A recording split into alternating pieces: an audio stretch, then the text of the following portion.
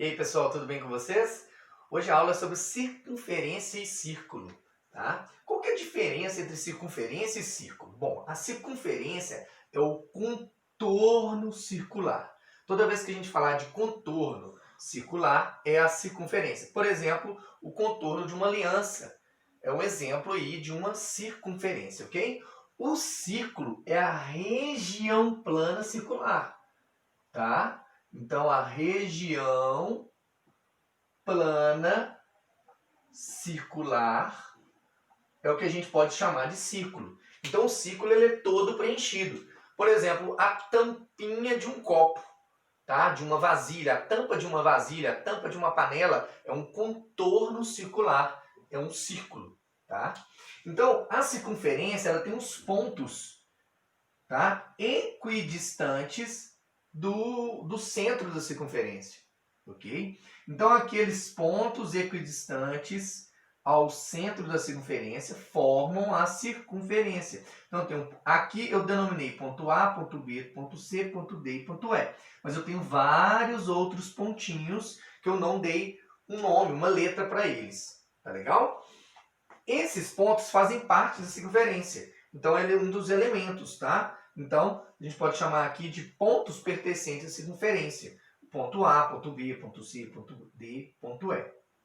Esses pontos, então, os segmentos de reta que unem o centro da circunferência a qualquer um desses pontos, então eu tenho o OA, o OB e o OC.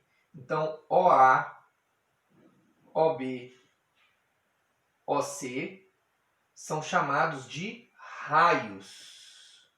Tá legal? Então, os raios da circunferência são formados pelos segmentos de reta que ligam o centro da circunferência a um ponto qualquer da própria circunferência, tá? Professor, e o ponto D ou ED? O ponto ED é chamado de corda. Além do ponto ED, eu tenho o ponto AC. O ponto AC também é corda.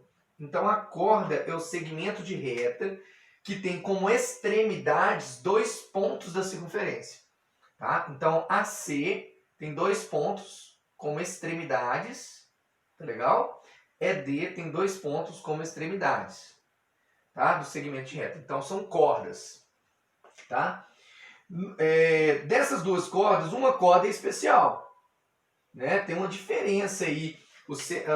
A corda ED da corda AC. A corda AC ela passou pelo centro. Tá? Então, essa corda AC tem um nome especial para ela. Ela é o diâmetro da circunferência. Tá? E no caso do diâmetro, ele tem a medida de 2 raios. Então, o diâmetro vale 2R. Ok? São 2 raios. Tudo bem? Bom, no caso do círculo, todos os pontos da circunferência e todos os pontos internos a esse círculo formam o próprio círculo, ok? Bom, vamos falar de comprimento de uma circunferência. É tido pela fórmula diâmetro vezes π, tá? Outros usam, no caso que diâmetro é igual a 2R's, né? No lugar de diâmetro, põe 2R's vezes π. Ou eu posso, 2 vezes R,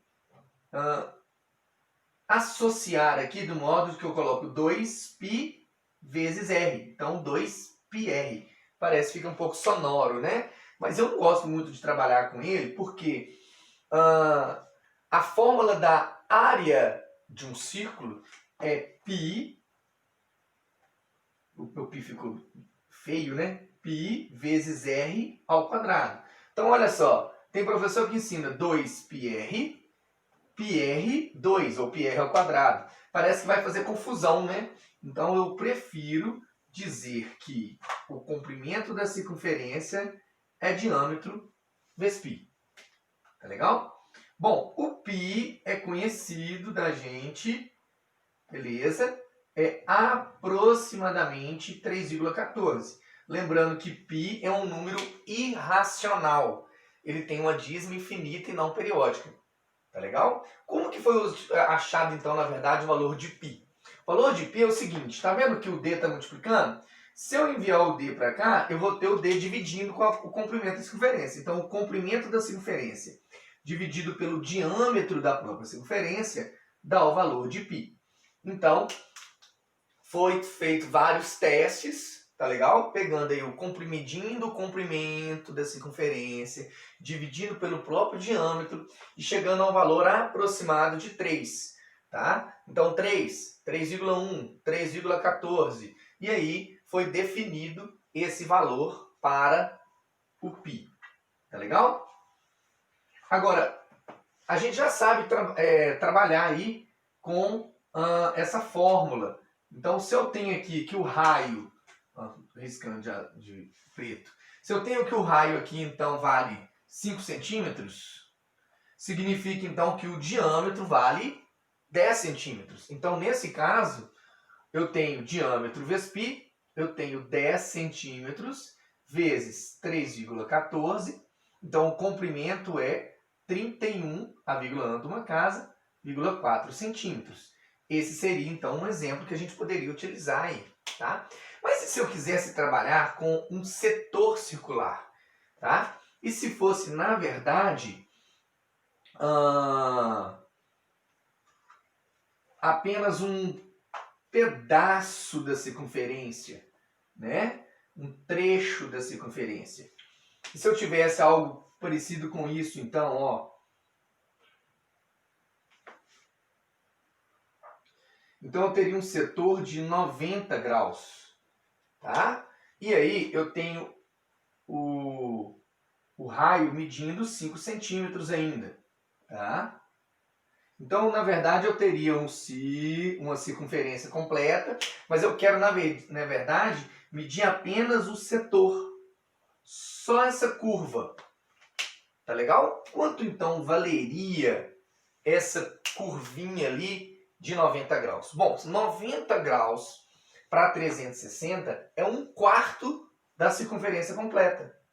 Tá? Então, 90 graus para 360 graus, eu tenho, na verdade, 1/4. Só simplificar dividindo por 90.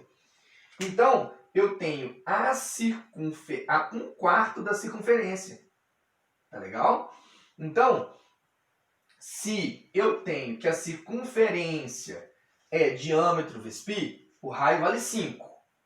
Então, é 10 vezes π, da mesma maneira, que dá os mesmos 31,4. Só que como eu quero x, ele é, na verdade, 1/4. É a circunferência dividido por 4. É 1/4, a quarta parte. Então, eu teria 31,4 dividido por 4. Tá? Então, a gente tem aí como valor para ele. Então, eu tenho 7 vezes 4, 28. Sobra 3. Desce o 4 décimos. Ok? Então, é 8 décimos. Vezes 4, 32. Sobra 2 décimos. Desce o zero da casa dos centésimos. Então, 5 vezes 4, 20. Sobra nada.